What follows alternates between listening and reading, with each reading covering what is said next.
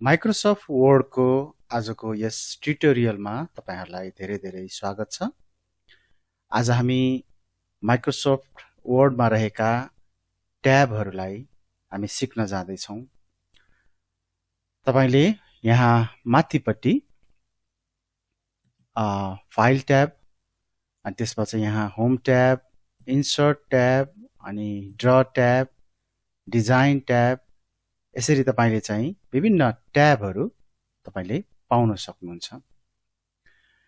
सबैभन्दा पहिला हामी यो फाइल ट्याबको विषयमा अलिकति जानकारी लियौं। फाइल ट्याब यसमा तपाई यदि जानुभयो भने तपाईले यहाँ नयाँ फाइल खोल्ने अथवा नयाँ पेज बनाउने, आफूले तयार पारिसकेको पहिला नै आफूसँग रहेको कुनै डकुमेन्टलाई खोल्ने, त्यो बाहेक यहाँ सेभ गर्ने अनि प्रिन्ट गर्ने जस्ता कुराहरू तपाईले यहाँ यो भागमा तपाईले पाउन सक्नुहुन्छ। तर आज हामी चाहिँ यहाँ होइन, हामी यो होम ट्याबबाट सुरु गर्दैछौँ। अनि यो होम ट्याब जसलाई तपाईले यहाँ बक्समा देख्दै हुनुहुन्छ, यो होम ट्याबमा रहेका यी बाँकी फिचर्सहरू, यी बाँकी अरु ट्याबमा रहेका अरु चाहिँ सहयोगी टुल्सहरू हामी त्यसलाई चाहिँ प्रयोग गर्न सिक्दैछौँ। म एउटा वाक्यलाई, एउटा सेन्टेन्सलाई यहाँ पेस्ट गर्छु। यो चाहिँ मैले पहिल्यै टाइप गरेर राखिसकेको थिएँ र मैले यहाँ पेस्ट मात्रै गर्दैछु। तपाईले आफैले टाइप गर्न सक्नुहुन्छ। जब हामीले कुनै सेन्टेन्सलाई त्यहाँ भित्र रहेका कुनै शब्द वा कुनै शब्दहरूलाई चाहिँ यदि बोल्ड गर्नु पर्यो वा इटालिक गर्नु पर्यो वा अन्डरलाइन गर्नु पर्यो भने हामीले चाहिँ यो होम ट्याबमा रहेको यो टुल्सहरूबाट हामी गर्न सक्छौं। जस्तो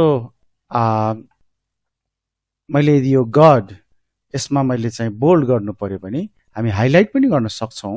हाइलाइट गरेर यो बी मा थिच्न सक्छौं। यसलाई चाहिँ तपाईले किबोर्डमा CTRL भनेर जुन लेखिएको एउटा कन्ट्रोल भन्ने लेखिएको छ, त्यो र प्लस बी तपाईले थिच्नु पर्ने हुन्छ, कन्ट्रोल बी है। यो तपाईले हाइलाइट गरेर पनि गर्न सक्नुहुन्छ अथवा तपाईले बीचमा कतै क्लिक गरेर, हैन, यो जस्तो SON सनलाई बोल्ड गर्नु पर्यो, यहाँ बीचमा कतै क्लिक गरेर तपाईले कन्ट्रोल बी गर्नु भयो भने बोल्ड हुनेछ है, अथवा यो बी मा क्लिक गर्यो भने बोल्ड हुनेछ। यसैगरी तपाईले इटालिक गर्नु पर्यो है। मानौ तपाईले यो बिगाटन भन्ने शब्दलाई गर्नु पर्यो इटालिक भने यहाँ क्लिक गर्नुस् र यो आई थिच्नुस् है, यो चाहिँ इटालिक हुन्छ। यो चाहिँ तपाईले आफ्नो किबोर्डमा कन्ट्रोल प्लस आई थिच्नु पर्ने हुन्छ सर्टकटको रूपमा, हैन, तब चाहिँ यो इटालिक हुन्छ। यसैगरी तपाईले अन्डरलाइन गर्नु पर्यो कुनै शब्दलाई, जस्तो यो बेलिभिथलाई अन्डरलाइन गर्नु पर्यो भने तपाई यहाँ क्लिक गरेर यहाँनिर बीचमा कतै क्लिक गरेर यु थिच्न सक्नुहुन्छ, अथवा तपाईले किबोर्डमा सर्टकटमा चाहिँ CTRL कन्ट्रोल भनेर लेखेको हुन्छ त्यहाँनिर प्लस तपाईले चाहिँ यु थिच्न पर्ने हुन्छ, कन्ट्रोल यु। यसरी तपाईले चाहिँ यो होम ट्याबमा रहेको सुरुमा यहाँनिर तलपट्टि हामीले हेर्दै छौं बोल्ड, इटालिक र अन्डरलाइन, यो तपाईले प्रयोग गर्न सक्नुहुन्छ। अन्डरलाइनमा पनि तपाईले विभिन्न प्रकारका अन्डरलाइन प्रयोग गर्न सक्नुहुन्छ है। जस्तो अब मानौ एकछिनको लागि यो एभरलास्टिङलाई तपाईले अन्डरलाइन गर्नु पर्यो, तर तपाई अलि विशेष खालको अन्डरलाइन गर्न चाहनुहुन्छ हैन। जस्तो अब तपाई अलिकति डबल लाइन यस्तो खालको गर्न चाहनुहुन्छ भने यहाँ तपाईसँग छान्ने यहाँनिर चोइस गर्ने यहाँ रहेको छ है। र तपाईले कलर पनि चुज गर्न सक्नुहुन्छ। अन्डरलाइन कस्तो खालको कलर गर्ने, रातो वा अरु कुनै हरियो, हैन, यस्तो पनि तपाईले गर्न सक्नुहुन्छ। अहिलेको निम्ति चाहिँ हामी यतिकै छोड्नेछौँ यसलाई। यो बाहेक यस होम ट्याबमा तपाईले चाहिँ यो एभरलास्टिङ मानौँ यस शब्दलाई तपाईले काट्नु पर्यो। कहिलेकाहीँ हामीले कुनै डकुमेन्टमा कुनै शब्दलाई बीचमा काटेको हामी पाउँछौँ। त्यो भनेको त्यो चाहिँ आवश्यक छैन वा त्यो जरुरी छैन भन्ने अर्थ त्यसमा दिन खोजिएको हो। त्यो गर्नको निम्ति हामी यहाँ यो एबी लेखेको हामी एउटा देख्न सक्छौँ हैन। यसलाई चाहिँ हामीले क्लिक गर्छौँ भने यसरी यो चाहिँ बीचमा यो लाइनले काटिदिन्छ र यो चाहिँ आवश्यक छैन भन्ने संकेत यसले चाहिँ देखाउँछ है। म कन्ट्रोल जेड गर्छु, यो चाहिँ ब्याक गर्दैछु, म योलाई फर्काउँदैछु पछाडि, कन्ट्रोल जेड तपाईले यो प्रयोग गर्न सक्नुहुन्छ। अनि साथै हामीले कुनै अक्षरलाई सबस्क्रिप्ट वा सुपरस्क्रिप्ट पनि गर्न सक्छौँ।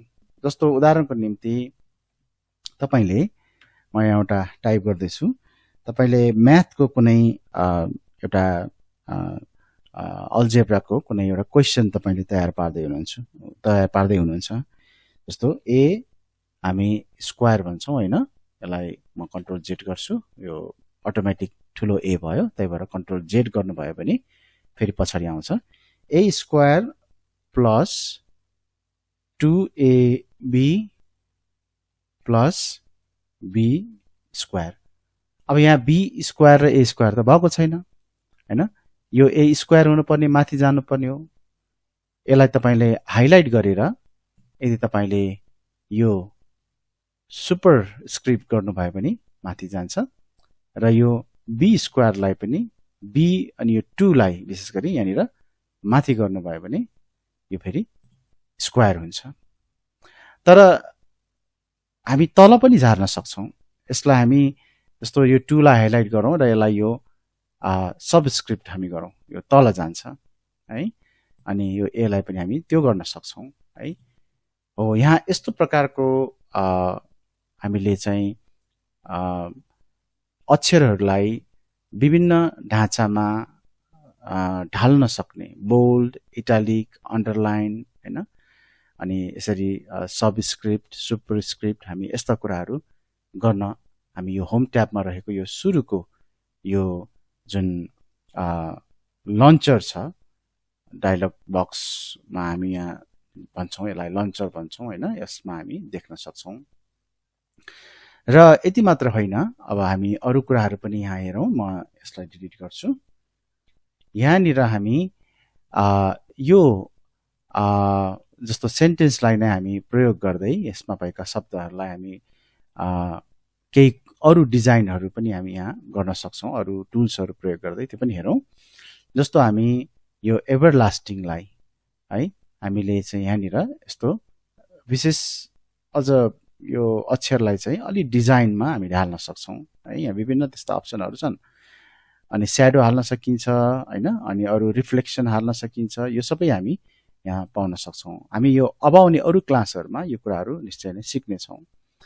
साथै जस्तो कुनै वाक्यलाई, विशेष गरी कुनै वाक्यांशलाई, कुनै फ्रेजलाई चाहिँ तपाईले चाहिँ अब मानौ हाइलाइट गर्नु पर्यो भने पनि त्यो गर्न सक्नुहुन्छ। जस्तो यो सुड नट पेरिसलाई चाहिँ तपाईले यहाँनिर हाइलाइट गर्न सक्नुहुन्छ। अहिले पहेँलोमा भएको छ है, यसलाई तपाईले अरू कलरमा पनि गर्न सक्नुहुन्छ। यहाँ गएर तपाईले यस्तो रेडमा वा ग्रिनमा तपाईले यसरी आफूलाई मनपर्ने कलरद्वारा तपाईले हाइलाइट गर्न सक्नुहुन्छ। त्यति मात्र होइन, तपाईले यो फन्टको कलरलाई पनि चेन्ज गर्न सक्नुहुन्छ। अहिले कालो छ, ब्ल्याक छ, रेड कलर गर्न सक्नुहुन्छ, ब्लू कलर गर्न सक्नुहुन्छ। विभिन्न यहाँनिर कलरहरू तपाईले चुज गर्न सक्नुहुन्छ है।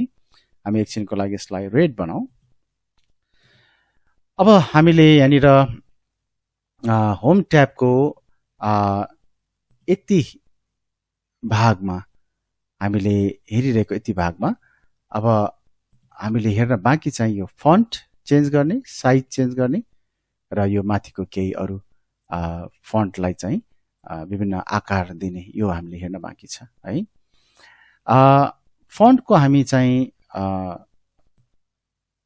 डिजाइन फन्टको फन्टलाई भनौँ न हामी चेन्ज गर्न सक्छौँ। अहिले मेरो यहाँनिर इङ्ग्लिसमा जुन भइरहेको छ यो चाहिँ वास्तवमा यो कोकिला भन्ने भइरहेको हो। यो खासै नेपाली फन्ट हो, तर हामी इङ्ग्लिस फन्टलाई अहिले प्रयोग गरौँ। क्यालिबेरा, हामी यो क्यालिबेयर भन्ने चाहिँ फन्टलाई प्रयोग गर्न सक्छौँ यहाँनिर।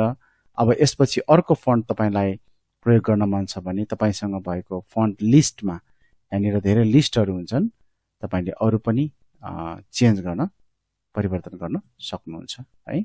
साथै तपाईँले साइज चेन्ज गर्न सक्नुहुन्छ। अहिले 16 छ, 12, 10 हैन, यसरी 24 ठुलो अझै तपाईँले विभिन्न साइजहरूमा परिवर्तन गर्न सक्नुहुन्छ।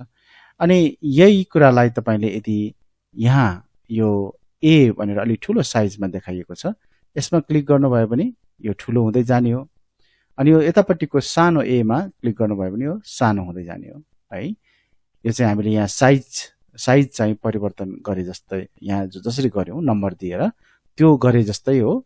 यहाँ चाहिँ हामीले कुनै नम्बरलाई नम्बरलाई हामीले क्लिक गर्छौँ भने यहाँ चाहिँ एक एक स्टेप ठुलो हुँदै जान्छ, यहाँ एक एक स्टेप सानो हुँदै जान्छ है।